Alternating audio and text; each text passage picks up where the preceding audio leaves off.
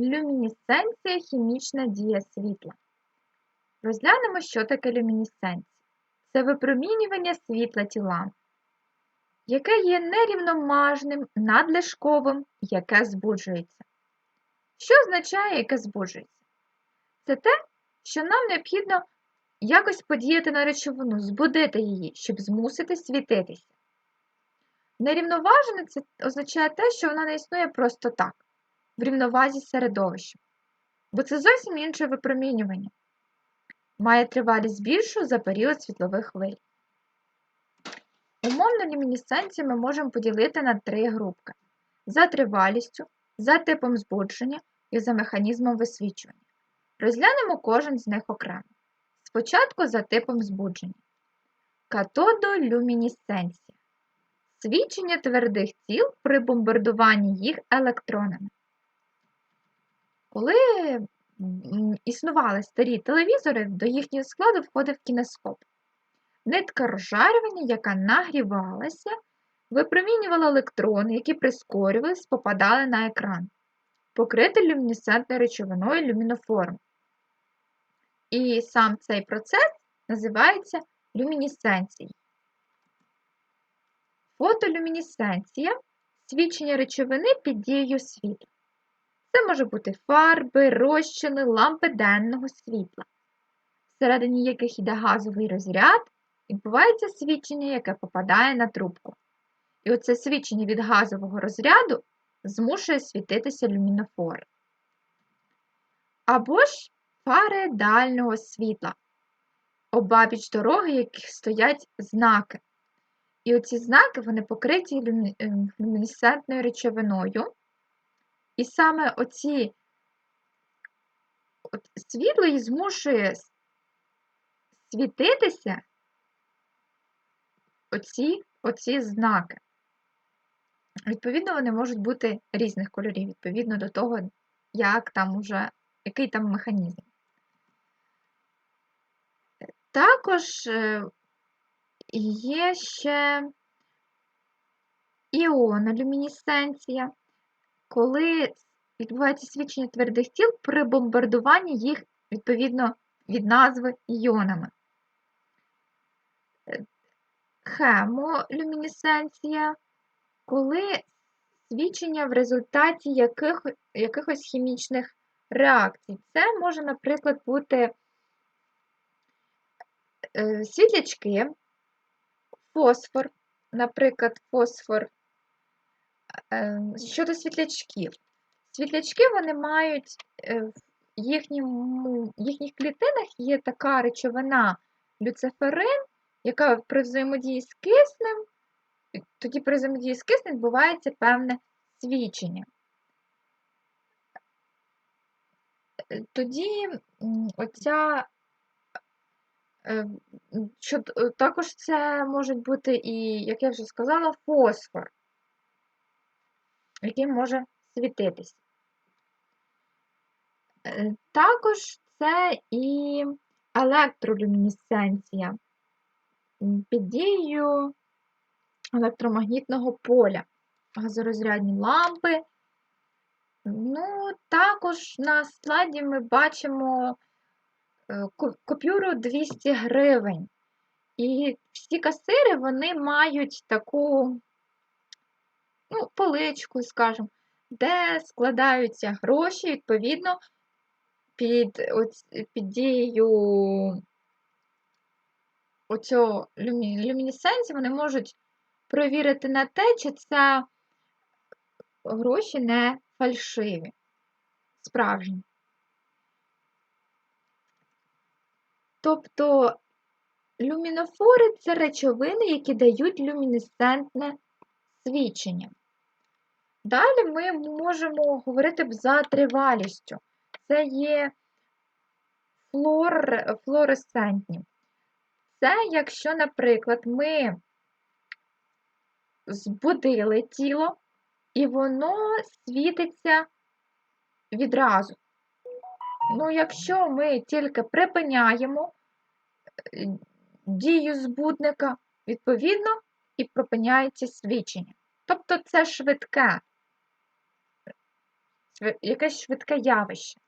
Тоді як фосфоресценція – це якщо ми збудили тіло, відповідно, воно буде світитися довго і після припинення дії збудника. Тобто, якщо флуоресценція це вже закінчилася після припинення дії збудника, то фосфоресценція після припинення збудника свічення не припиниться, воно буде тривати далі. Це довгострокове висвічування. До речі, є, наприклад, сам вимикач світла, він може містити добавки фосфору, тому іноді темно. В темній кімнаті ми можемо бачити світло, яке відбивається, наприклад, на стелі.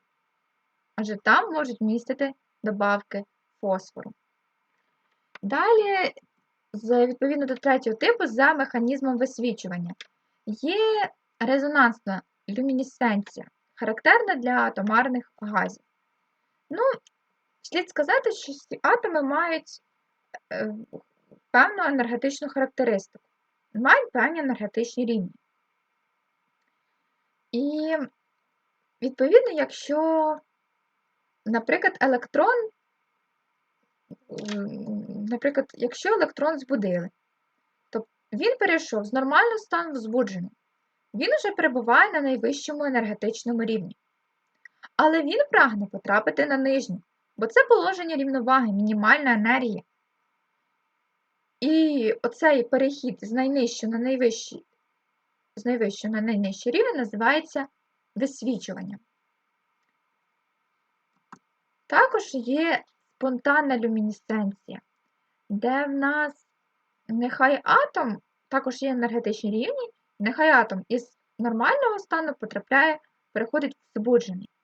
Тоді відбувається висвічування вже інших довжин хвиль, інших частот.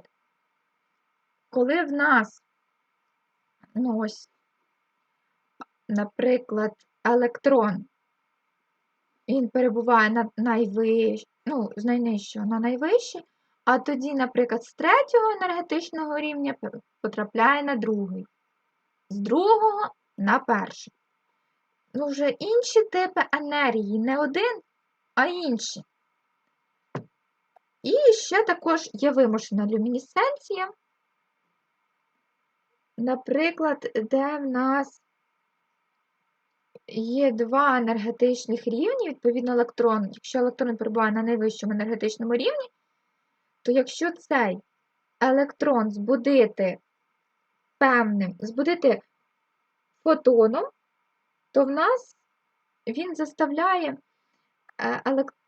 електрон переміщуватися із найвищого енергетичного рівня на другий, з Е2 на Е1. І тоді в нас вже виходить не один оцей фотон, а їх є два кванти виходить. Тобто вимушена люмінесценція. Далі в нас ще є рекомбінаційна люмінесценція при об'єднанні частин, розділених при поглинанні енергії на етапі збудження. Для кристалів більш властиво. Якщо говорити про закон люмінесценції, закон Стокса, в нас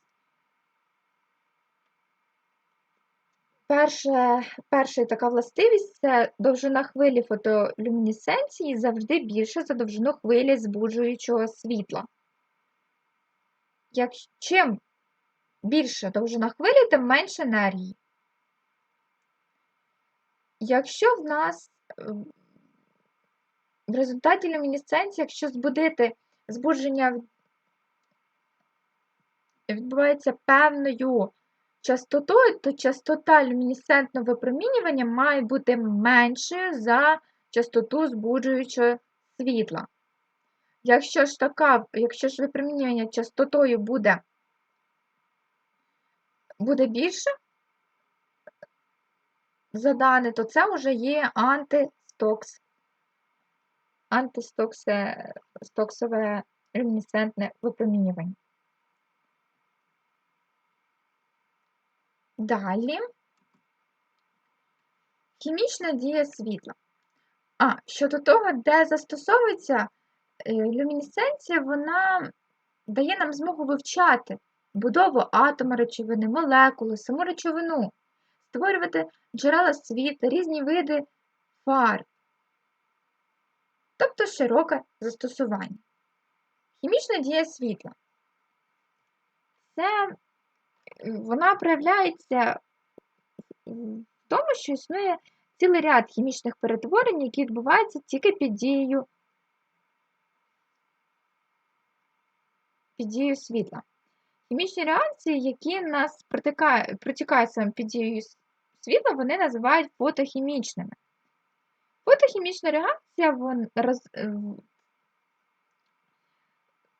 розривання електронних зв'язків в молекулі речовини саме під час поглинання нею фотона, поділ її на атоми під дією світла.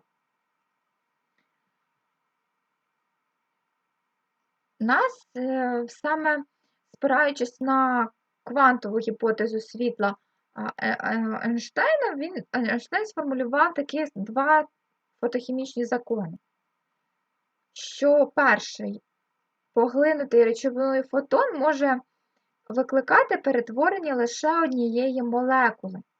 І друге, що фотохімічна реакція відбувається лише за умови, коли енергія фотона достатня для розриву оцих молекулярних зв'язків. Відповідно, в нас, що є проявами хімічної дії світла? Наприклад, загар. Це є хімічна дія світла.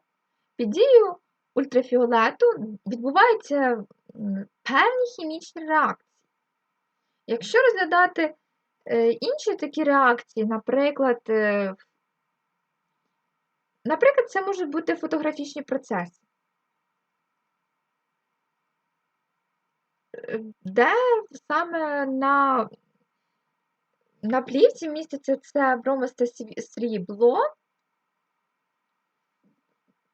де воно при опроміненні утворюється аргентум плюс бром. Тобто хімічна дія, це все є і фотографії, і, до речі, фотосинтез також сюди входить. Тобто, коли перетворення вуглекислого газу води на вуглеводи і кисень під дією енергії сонячного світла. Це також хімічна дія світла. Дякую за увагу!